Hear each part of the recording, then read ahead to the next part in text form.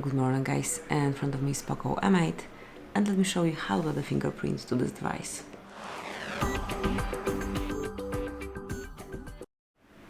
So first of all, open the settings, then find and select fingerprints, face data and screen lock and mark fingerprint unlock.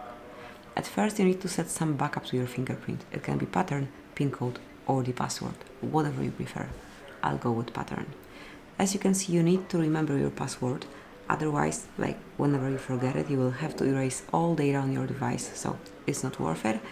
Tap on got it, and now provide the pattern or pin code, whatever you use. Tap on confirm, and now it's time to enter your fingerprint.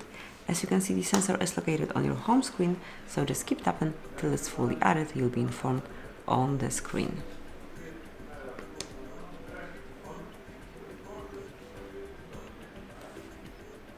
And once it's done, you'll be informed.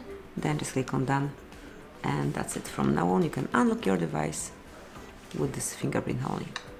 Thank you for watching. Please subscribe our channel and leave the thumbs up.